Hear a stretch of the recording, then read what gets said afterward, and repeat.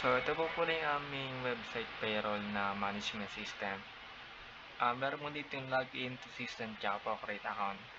So, ngayon po, magkikreate po tayo ng account. Kunyari, pangalan po natin is Carl. Email carl@gmail.com. Password. Sa select account type naman po, meron po ditong employee tsaka admin. So, dito naman po tayo sa may admin muna. Register muna tayo sa may create account.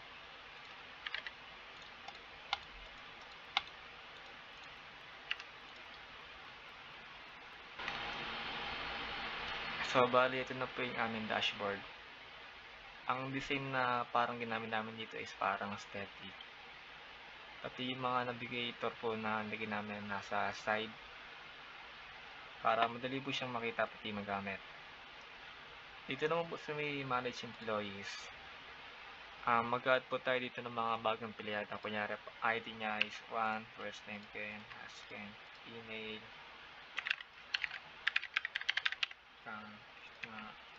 address,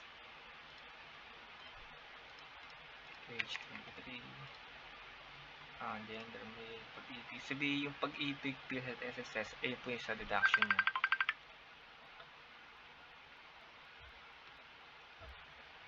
Sabihin rate per hour po, kunyari 500. Position ID, kunyari 2. Yan. Dito po siya lalabas sa mismong employee list.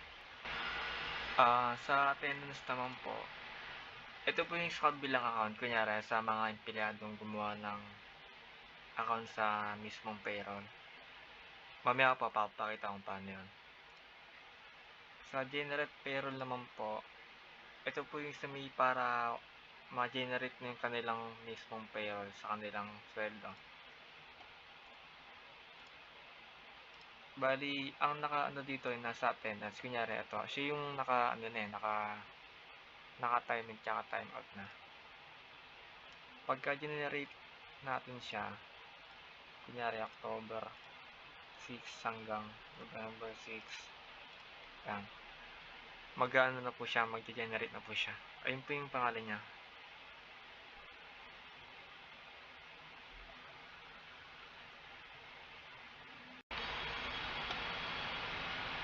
Tax table naman, ito po yung sa kanilang mga range from range to fixed tax, tsaka person over, tsaka action. Pwede rin dito mag-add ng tax bracket. Yan, kung magkano yung amount, magkano yung range, tsaka fixed tax, percentage. Pwede po siyang edit din sa kanilang mga edit tax bracket.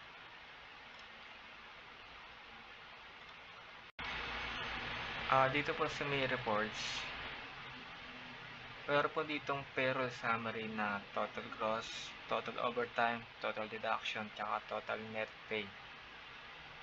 Sabi yung payroll na record, siya po yung nasa may attendance na naka-timing kanina. Punta po tayo sa may request. Dito po makikita yung mga advance pay request po ng mga empleyado. Tsaka kung magkano po yung kanilang amount na i-request pay, reason, status.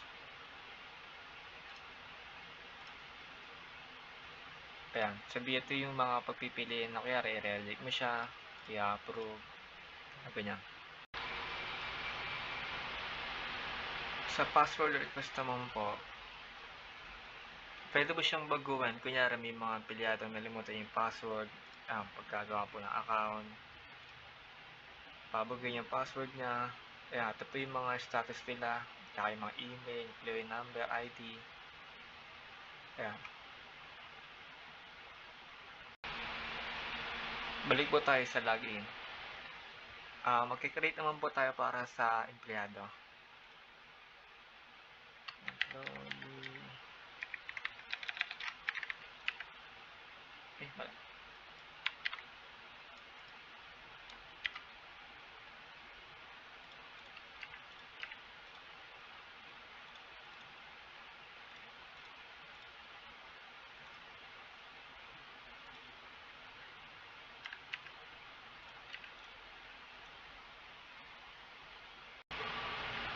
Ang pagta-timing naman po dito is kung makikita niyo po, ito po yung time in tsaka time out.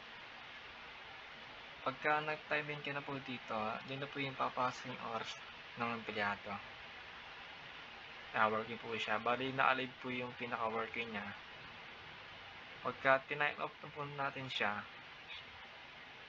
dito po siya lalabas. Yung mismo attendance po ng empleyado. Sa tax table naman po, diyan nakalagay yung range from ng mga pagtas ng kanilang sahod, range to fixed tax, tsaka percentage po ng kanilang babos ng sweldo.